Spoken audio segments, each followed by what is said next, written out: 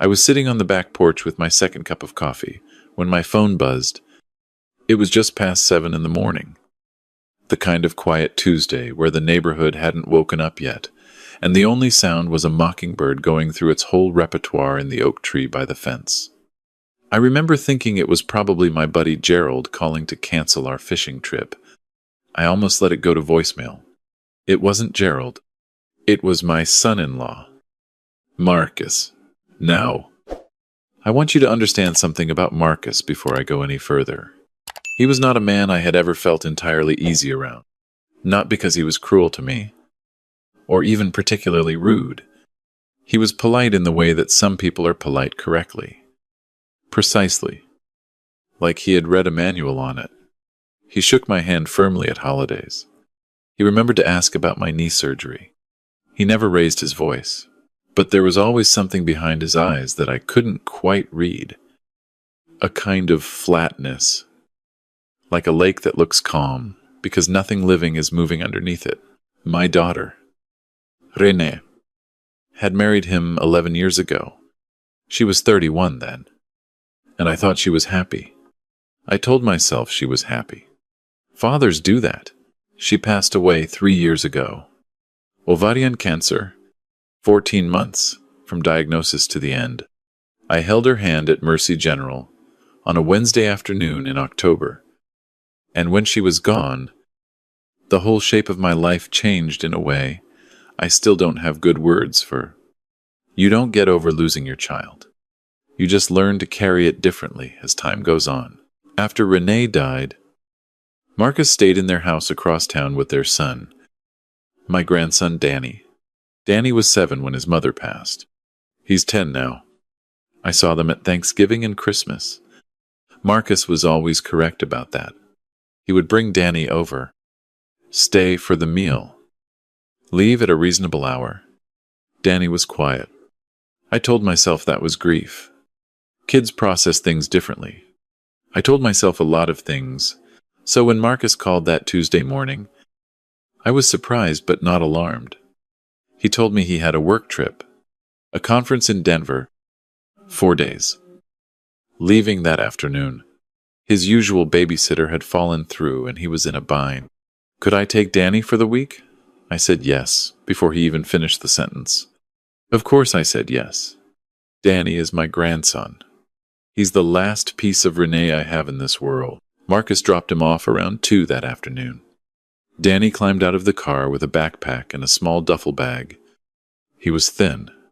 I noticed that right away, thinner than the last time I'd seen him, which had been Christmas, about 10 months earlier.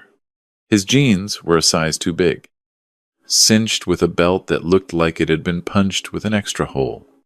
He stood on my front walk and watched Marcus pull away without waving. I brought him inside and asked if he was hungry. He said no. I showed him the guest room, which I'd already set up with clean sheets and the extra pillow from the hall closet. He put his bag on the floor and stood there looking at the bed like he was trying to figure something out. I asked him if he wanted to watch some TV, maybe play a game. He shrugged. I asked him how school was going. He said fine, 1 syllable at a time. Like words cost him something. I made spaghetti for dinner because I remembered it was something he liked when he was younger. He ate about half of it and kept looking at me between bites, with this expression I couldn't name at the time. Now I know what it was. He was watching to see if I was going to take the plate away. That night I checked on him before I went to bed. He was asleep, or pretending to be. He was lying on top of the covers with his shoes still on. I took his shoes off as carefully as I could and covered him up and stood there in the doorway for a minute. He looked so small. The next morning I made eggs and toast and orange juice and called him down to the kitchen. He came downstairs already dressed, backpack on, like he was ready to leave wherever he was going, as quickly as possible. He sat down at the table and looked at the plate in front of him and didn't touch it. I sat down across from him and asked him if something was wrong with the eggs. He shook his head. I asked if he wanted something different. Cereal, maybe. Or pancakes. He shook his head again. And then I asked him why he wasn't eating. He looked up at me, and In the quietest voice, a voice so small, it barely made it across the table. He said, "Am I supposed to eat breakfast today?" I didn't understand at first. I thought maybe I'd misheard him. I asked him what he meant. He said, "Dad doesn't always do breakfast." I didn't know if this was a breakfast day. I kept my face very still. I have no idea how. Something was happening in my chest that I can only describe as a door swinging open onto a room I didn't know was there. And what was in that room was dark and cold and made my hands want to shake. I told him that every day was a breakfast day at my house. I told him to eat as much as he wanted. I told him there was more in the pan if he wanted seconds. He picked up his fork. He ate every bite on the plate. He ate 2 more pieces of toast. He drank all his orange juice and then looked at the empty glass like he wasn't sure what to do next. I asked him if he wanted more juice. He said, "Is that okay?" I poured him more juice and sat back down and told him that in my house he could always have more of anything. He nodded slowly, like he was filing that information away, somewhere important. I drove him to school that morning, and on the way I asked him carefully, trying to keep my voice easy and normal, what a regular day at home was like with his dad. He didn't answer for a while. We stopped at a red light, and I watched a man walking a golden retriever on the sidewalk, and I waited. Danny said his dad worked a lot. He said there was usually food in the fridge, but sometimes his dad forgot to go to the grocery store. He said he knew how to make a bowl of cereal, and sometimes that was dinner. He said sometimes it wasn't a cereal day either. I asked him what happened on days when there wasn't cereal. He said he went to bed. I pulled into the school drop-off lane and sat there a moment after he got out, watching him walk through the doors with his too big backpack. Then I drove home and sat in my driveway for about 10 minutes before I could go inside. I want to be clearer about what I did next, because some people might think I jumped to conclusions. I didn't. I am 63 years old, and I spent 22 years as a high school history teacher before I retired. I have known hundreds of kids. I know the difference between a child who skips breakfast because they'd rather sleep in and a child who asks permission to eat. Those are not the same thing. I started paying attention. That afternoon when I picked Danny up, I made him a snack without asking apples with peanut butter, the way Renee used to make for herself when she was his age. He ate it so fast I almost didn't see it happen. I made him another plate. He slowed down for the second one, like he was reminding himself it was allowed. While he ate, I asked him about school, slowly, over apple slices. He started talking. His teacher was Mrs. Patterson. He liked math.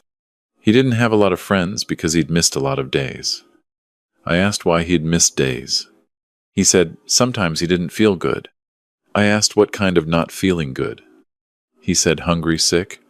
He said his stomach hurt in the morning sometimes, and then by the time he felt okay enough to go in, it was already afternoon. Hungry, sick. A 10-year-old boy, using the words hungry, sick, like it was a standard category of illness, like a cold or a headache. That night after dinner, I'd made more than enough, and made sure he knew it. I told him we could watch whatever he wanted on TV. He picked a nature documentary about the ocean, which surprised me. We sat on the couch and I had a beer, and he had hot chocolate, and we watched footage of whale sharks moving through blue water. And for the first time since he'd arrived, he looked something close to relaxed. During a commercial, I asked him, very gently, if he was happy at home. He kept his eyes on the TV. He said, "It's fine." Kids say it's fine the same way adults do. They mean the same thing by it. I asked him if there was anything he wished was different.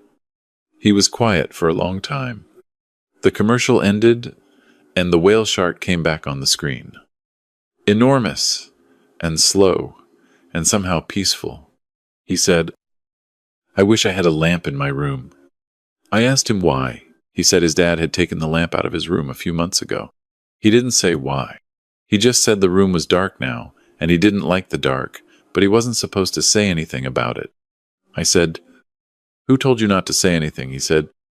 Dad says complaining makes things worse. I bought a lamp the next morning after I dropped him off. A good one, with a warm bulb. I put it on the nightstand in the guest room and left it on so he'd see it when he got home from school. When he walked in that afternoon and went upstairs to put his backpack down, I heard him go quiet in the room for a moment. When he came back downstairs, his eyes were red at the edges. He didn't say anything about the lamp. He just sat down at the kitchen table for his snack and said, "Thank you for the juice yesterday." I said, "You're welcome. Danny, you can always just help yourself to juice." He nodded. He was working very hard not to cry. I could see it. I looked away to give him some privacy with it. Over the next 2 days, he opened up a little more. Not all at once, not in any dramatic way where he sat down and told me everything. It was more like a window that had been painted shut. And each day, I was there with him. It opened another fraction of an inch. I didn't push. I just kept the refrigerator full, and the meals regular, and the TV on in the evenings. And I let him know in small, consistent ways that nothing bad was going to happen at my house. What I pieced together, slowly, was this. After Renee died, Marcus had gone through something. I don't know exactly what to call it. A breakdown. A collapse. Something in him that failed. He didn't stop functioning. Not on the surface. He went to work. He paid the bills. He maintained the house well enough that no one from the outside would have had reason to look twice. But inside that house, something had gone very wrong in how he was managing. And Danny was the one living with the consequences of it. The food was the clearest thing. Some days Marcus fed him normally. Other days, and Danny couldn't predict which days would be which, he didn't. It wasn't that there was never food in the house. It was that Danny had learned he needed permission. He had learned that eating without being told was something that could make his father angry. So he waited. He waited to be told it was okay. The lamp was one of several things that had been removed from his room over the preceding year. Danny didn't volunteer all of this directly. I put it together from things he said and didn't say. From the way he flinched sometimes, when I came around a corner. From the way he always cleared his own plate before I asked, and stood very straight when I raised my voice even slightly, and I hadn't raised my voice at him. Not once. But old habits don't know the difference. There was something else. His arms. On the third night, he was getting ready for bed, and I was in the hallway, and his bedroom door was partially open, and I saw him changing his shirt. I saw the bruising on his upper arm. Not fresh, yellowish. The kind that's already fading, but significant. The kind that doesn't come from running into a doorframe. I knocked on the door and asked if I could come in. He pulled his shirt down fast. I sat on the edge of the bed, and I kept my voice very calm, and I told him I'd seen his arm, and that he wasn't in trouble, and that I just wanted to know if he was okay. He didn't say anything for a long time.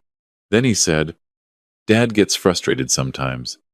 I asked what happened when Dad got frustrated. He said, "He doesn't mean it." I had taught high school for 22 years. I had sat across from students who said those exact words about their home situations. I knew what they meant. They meant this is real, and I'm terrified to say it's real. And if you make it real by reacting to it, something terrible might happen. I told Danny that I believed him that his dad didn't mean it. I told him that still wasn't okay. I told him he hadn't done anything wrong, and I was very glad he was here with me. He cried then, not dramatically, just quietly, with his hands in his lap and his head down, the way kids cry, when they've been told for a long time that crying is a problem. I put my arm around him and didn't say anything, and after a while he stopped. I didn't sleep much that night. In the morning, after I dropped Danny off at school, I called my attorney. Her name is Patricia, and she's been handling my affairs since before Renee was born. Wills and property, and the occasional dispute. I told her what I knew. She listened without interrupting, and when I was done, she told me that what I was describing crossed several thresholds that I needed to take seriously, and that I had legal standing as a grandparent to petition for emergency custody given what I'd observed. She told me I should document everything, write it down. Dates and details. Exactly as I'd experienced it. She told me I should also contact Child Protective Services.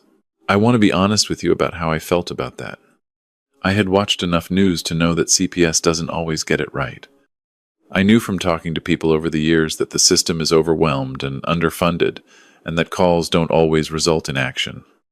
I was afraid that if I called and nothing happened, Marcus would find out, and Danny would go back to that house, and things would get worse. But I also thought about a boy who asked if he was supposed to eat breakfast. I thought about a lamp being removed from a child's bedroom. I thought about the bruising on his arm and the words "he doesn't mean it" spoken by a 10-year-old who had clearly said them many times before, practicing them until they came out smooth enough to be believed. I made the call. The caseworker's name was Diane. She was professional and thorough, and asked me detailed questions. And she told me that given what I was reporting, she would initiate an investigation, and that I should keep Danny with me in the meantime. I asked her what that meant for when Marcus came back from Denver. She told me to call her before I did anything. I also called Danny's school.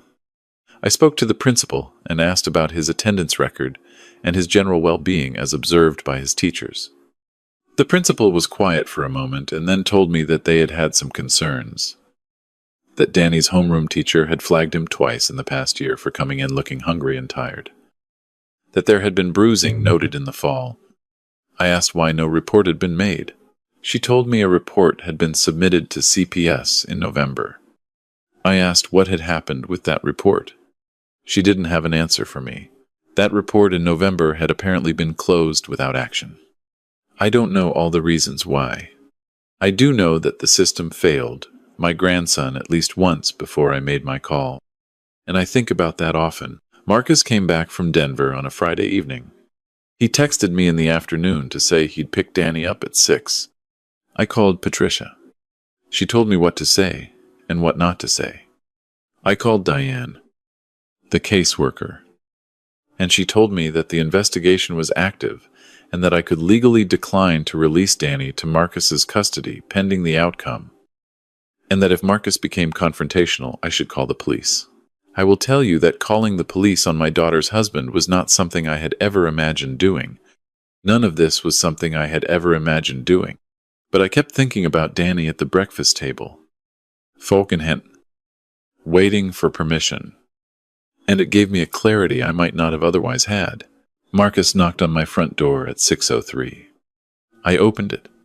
He looked tired from traveling, and he smiled at me the way he always did. That correct, precise smile. He asked if Danny was ready. I told him Danny was staying with me for a while longer. The smile didn't disappear so much as it reorganized into something else. He asked me what I meant.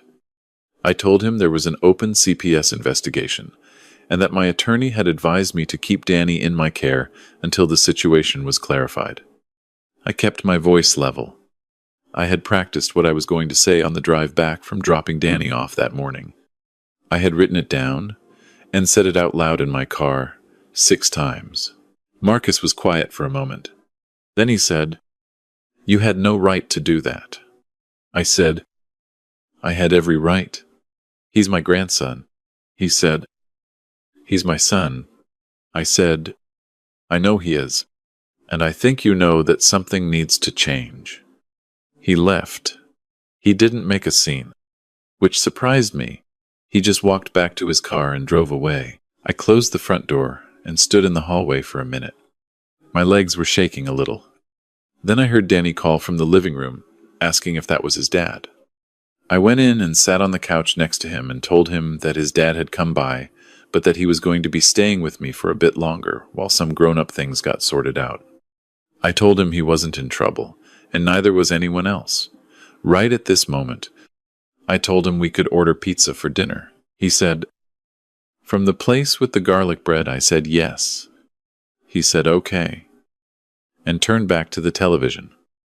And I sat with him and tried to remember how to breathe normally. The next few weeks were not simple. I won't pretend they were.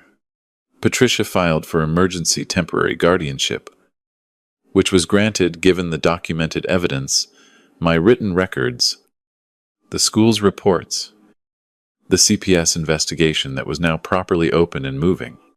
Marcus retained a lawyer. There were hearings. There were evaluations. A guardian ad litem was appointed to represent Danny's interests independently. A woman named Dr. Susan Hale, who spoke with Danny several times over several weeks and who I will be grateful for the rest of my life. Because she listened to him the way he needed to be listened to. I'll tell you something that happened during that period that I think about often. Dr. Hale asked Danny, in one of their sessions, whether he wanted to say anything to the judge about where he wanted to live. Danny thought about it for a while. Then he said he wanted to stay with his grandfather, because at his grandfather's house, he knew that every day was a breakfast day. She included that in her report. I read it 3 times. Marcus, to his credit. And I say that understanding how strange it sounds did not fight the process the way I had feared he might. At some point, through his attorney, he communicated that he was willing to undergo a psychological evaluation and enter a structured treatment program. The evaluation revealed what I think many people in his life had sensed but never named: a severe depressive disorder, complicated grief following Renee's death, and what the evaluating psychologist described as a maladaptive control pattern that had developed in the absence of treatment. He had been suffering badly for 3 years. He had never asked for help. He had taken that suffering and let it settle into the structure of his home, and his son had been living inside it. I am 63 years old, and I have had complicated feelings about Marcus for 11 years. I am not going to tell you that I forgave him easily or completely, or that I fully understand what happened in that house. What I can tell you is that at the next hearing, when I saw him looking at Danny from across the room, not the correct, precise look, but something rawer and more frightened, like a man who has just understood the full size of what he nearly lost. I thought about what Renee would have wanted. She would have wanted her son safe. She would also have wanted the father of her son to become someone who deserved to be in that boy's life. I can hold both of those things at the same time. I have had to learn to. The court awarded me full guardianship of Danny. Marcus was permitted supervised visitation, twice monthly, contingent on his continued participation in treatment. His attorney also raised, and the court agreed, that he would establish a structured child support arrangement that would contribute to Danny's care while he remained with me. That mattered. I am retired, and I manage fine. But raising a 10-year-old costs real money, and the acknowledgement that it was his responsibility was something I needed to see happen. That was 7 months ago. Danny is in 5th grade now. He has a lamp in his room, the one I bought, which he asked if he could keep when it became clear he was staying. He has a second one now, on his desk, for homework. He's been eating well enough that his doctor at the last checkup noted he'd gained 8 pounds, which put him back in the normal range for his age and height. He's made 2 friends at school, boys named Carlos and Theo, who have been to the house 3 times now, and who eat everything I put in front of them, and track mud in from the backyard, and make a tremendous amount of noise, and I love every minute of it. He still sometimes asks before he takes something from the refrigerator. Not as often as he used to. We're working on it. Dr. Hale told me that kind of hypervigilance can take a long time to ease, and that the best thing I can do is keep being consistent and predictable, and let him see over and over again that the rules don't change. So that's what I do. Every day is a breakfast day. Every day is a dinner day. Every day. If he's hungry, he eats. It is, in the end, A simple thing to offer a child, though I understand now that it isn't simple at all. Last month, Marcus came for one of his supervised visits. Danny had agreed to it. They sat at my kitchen table, and I made myself scarce in the backyard, though I stayed close enough to come back quickly if I needed to. They were in there for about an hour. When Marcus left, he stopped on the porch and looked at me for a moment, and he said thank you. I don't know exactly what he was thanking me for. Maybe for making the call.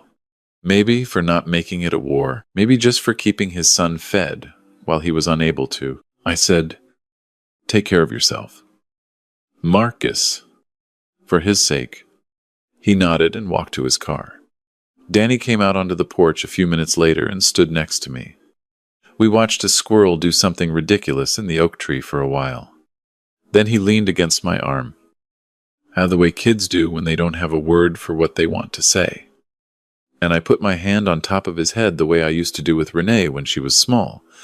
We stood there like that until the squirrel decided it had made its point and moved on. I don't tell you this story because it has a clean ending. Because it doesn't. Marcus has a long road ahead of him. Danny has things inside him that won't resolve quickly. I am 63 years old, with a bad knee and a retired teacher's pension, learning how to help a 10-year-old with his math homework and figure out what kids his age are supposed to eat for lunch now. There are days that are harder than I expected. There are nights I sit on the back porch with my coffee and miss Renee so much it feels like a physical weight. But there are also mornings. Mornings when I come downstairs and Danny is already in the kitchen, having poured himself a bowl of cereal without asking anyone's permission, just eating because he is hungry, and he knows that's allowed. He looks up when I come in and he says, "Good morning." And I say, "Good morning." And I put the coffee on, and we go about the business of the day. Those mornings are worth everything. If there is anyone watching this who has a child in their life, a grandchild, a niece or nephew, a neighbor's kid, to a student, and something feels wrong, please pay attention to that feeling. Ask the quiet questions. Notice the small things. A child who asks permission to eat is telling you something.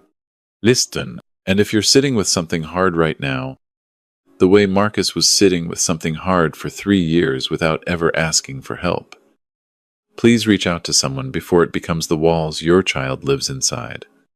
There is no shame in being someone who is struggling. There is only what you do next. I'm going to go check if Danny wants a snack.